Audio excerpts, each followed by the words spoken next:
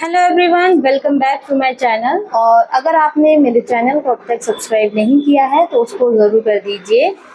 और अगर आप मेरे चैनल पे नए हैं तो आप प्लीज़ मेरे चैनल को सब्सक्राइब ज़रूर करिएगा। आपको इस पर बहुत सारी इंफॉर्मेशन वाली बच्चे से रिलेटेड वीडियो मिलेंगी।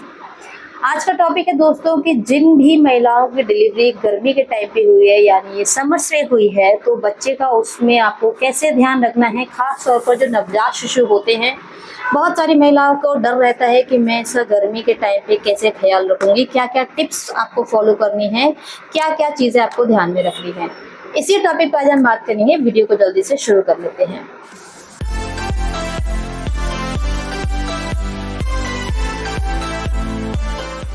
सबसे पहले दोस्तों, जो भी महिलाओं की डिलीवरी, जिन भी लेडीज़ की, जिन भी वुमेन्स की, जिन भी महिलाओं की डिलीवरी गर्मी के टाइम पे होती है, मेरी भी हुई थी गर्मियों के टाइम पे, तो उनको क्या क्या चीज़ें ध्यान रखनी चाहिए। आप अपने बच्चे को जब भी क्योंकि डॉक्टर्स बोलते हैं जैसे ही बेबी डिलीवर करते हैं कि बच्चे को धूप दिखाओ, हल्की आपको धूप दिखानी है ताकि जो उसका शुरुआती जो पीरियड होता है वो 1 हफ्ते में चला जाता है। अगर आप उसको धूप दिखाते हैं तो डॉक्टर रिकमेंड करते हैं कि आप अपने बच्चों को सुबह की हल्की वाली धूप ज़रूर दिखाएं। तो वो धूप आपको दोस्तों बच्चे को ज़रूर दिखानी है। गर्मियों के टाइम पे सब सोचते हैं कि अरे यार गर्मियों के टाइम पे धूप कैसे दिखाएं, इतनी तेज़ धूप है, बच्चों को कैसे दिखाएं। तो इस चीज़ का ध्यान रखना है, जब आप अपने बच्चे को धूप दिखाएं तो उस धूप में 7 से 8 बजे का टाइम होना चाहिए। जो सुबह की हल्की गुनगुनी धूप होती है वही आप बच्चे को दिखाएं। ऐसा नहीं है कि बच्चे को आप 10 बजे की धूप दिखा रहे हो, एकदम धूप में आपने उसको लिटा रखा है, उसमें मालिश कर रहे हो, ऐसा बिल्कुल भी नहीं करना है। बच्चा बहुत इरिटेट होगा, उसको घुमौरियाँ निकल जाएंगी, रैशेस हो जाएंगे, हो सकता है उसको स्किन की प्रॉब्लम होने लगी डायरेक्ट सनलाइट में जाने से। जब भी आप अपने बच्चे को खास तौर पर नवजात शिशु को जब भी आप अपने बच्चों को धूप दिखा रहे हैं तो उसकी टाइमिंग जो होनी चाहिए वो 7 से 8 के बीच की होनी चाहिए। जो सुबह की हल्की एकदम गुनगुनी धूप होती है वो वाली धूप आपको अपने बच्चे को दिखानी है। नेक्स्ट चीज़ आपको ध्यान रखनी है, आपका बच्चा गर्मियों में डिलीवर हुआ है तो पेरेंट्स ये सोचते हैं कि अरे यार इसे रोज नहला सकते हैं कि नहीं नहला सकते। तो जी हाँ, आप अपने बच्चे को डेली नहला सकते हो, डेली आपको उसको नहलाना है।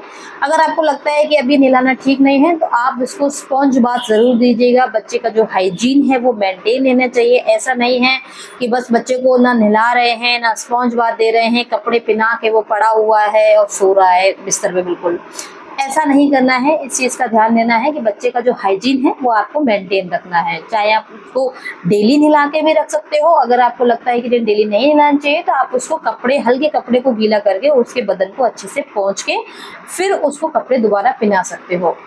तीसरी चीज़ आपको ध्यान रखनी है कि आपके बच्चे, जब भी आप अपने बच्चे को पाउडर वगैरह लगाते हो तो डायरेक्ट आपको पाउडर वगैरह नहीं लगाना है। हल्का हल्का, जो जिस एरिया पे गर्मी ज़्यादा लगती है, लाइक बच्चों का जो ये गर्दन वाला एरिया होता है, यहाँ पे रैश हो जाते हैं, दाने निकल जाते हैं, क्योंकि इस एरिया को उठा तो पाते नहीं है छोटे से बच्चे, तो ये वाला एरिया रह जाता है। तो यहाँ पे आपको पाउडर लगाना है अपने हाथ से, ऐसे छिड़कना नहीं है बिल्कुल भी, वरना बच्चे की आँख में भी जा सकता है। यहाँ पे आपको लगाना है बच्चे की आर्म्स में, कोनी पे जहाँ पे फोल्ड होता है, यहाँ पे आप उसको लगा सकते हो, यहाँ पे आप उसको लगा सकते हो। और आप अपने बच्चे के बगल के बाद आप अपने बच्चे के जो पैर होते हैं, फोल्ड होते हैं, घुटने के नीचे वाले एरिया पे भी आप वहाँ पे लगा सकते हो। प्राइवेट पार्ट में अगर रैशेस वगैरह होते हैं तो आप उस पर हल्का सा पाउडर हाथ से ही लगाइए, ऐसे बिल्कुल छिड़किए मत, वरना वो उसको परेशान ही करेगा। तो आपने हाथ पे हल्का सा लेके उसके बाद आप उसके पाउडर अप्लाई कर सकते हैं। नेक्स्ट चीज़ आपको ध्यान रखनी है कि गर्मियों का टाइम है और बच्चे को काफ़ी गर्मी लग रही है तो आप उसको कूलर या एसी में रख सकते हैं। नहीं, बहुत सारे पेरेंट्स का कंसर्न होता है, तो हाँ आप उसको रख सकते हैं, लेकिन जो आपका टेम्परेचर है वो आपका 25 से 28 के बीच में, 25 तो मैं फिर भी बोल रही हूँ, 26 से 28 के बीच में आप उसको आराम से रख सकते हो, वरना बच्चा खुद ही बहुत परेशान हो जाएगा। एक तो वैसे ही इतनी गर्मी और तुम लोगों ने वैसे ही इतनी मेरे ऊपर कपड़े पहना रखे हैं।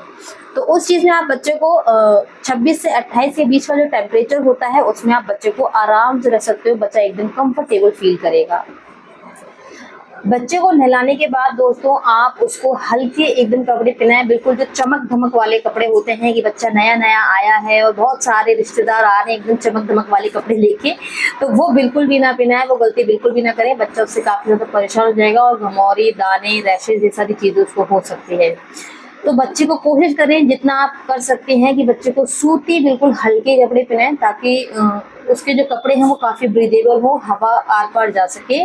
आप अपने बच्चे को पंखे और कूलर से ज़्यादा आप उसको नेचुरल एयर में ज़्यादा रखिए तो ज़्यादा अच्छा रहेगा, बच्चे को भी काफ़ी कंफर्टेबल लगेगा और अच्छा लगेगा उसको भी।